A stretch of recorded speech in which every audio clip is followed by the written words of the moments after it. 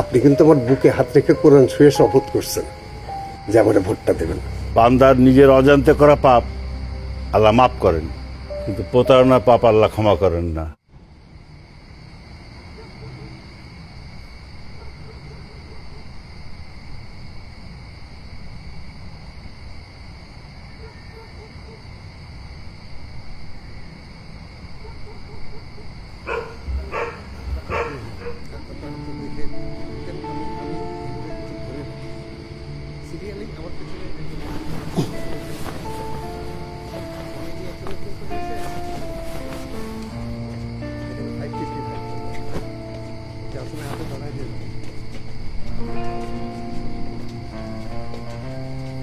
আসসালামু আলাইকুম রইসুদ্দিন ভাই, কে? কেমন আছেন? ওয়ালাইকুম আসসালাম।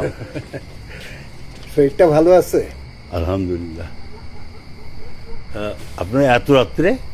ভোটের সময় কি আর রাত দিন আছে ভাই? আপনাদের জন্য কাজ করতে চাই বলেই তো রাত দিন এক করে কষ্ট করতেছি।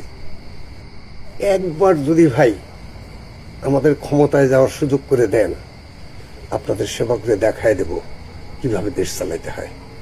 হ্যাঁ, এটাই তো ভাইজান। মার্কাটা তো চেনেন? হ্যাঁ জানি।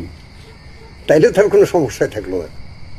ভাইজান, আপনার ছোট ভাইয়ের বুকে হাত রেখে একটু ওয়াদা করেন যে আমার ভোটটা দেবেন। আমার আচ্ছা ঠিক আছে, ভোটটা আসুক তো আগে। ভাইজান, আপনি কিন্তু আমার বুকে হাত রেখে কোরআন ছুঁয়ে শপথ করছেন যে আমার ভোটটা দেবেন।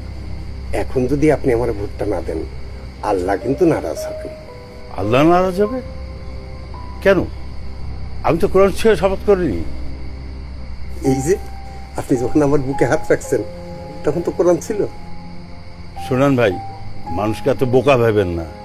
বান্দার নিজের অজান্তে করা পাপ আল্লাহ মাফ করেন, কিন্তু প্রতারণার পাপ আল্লাহ ক্ষমা করেন না।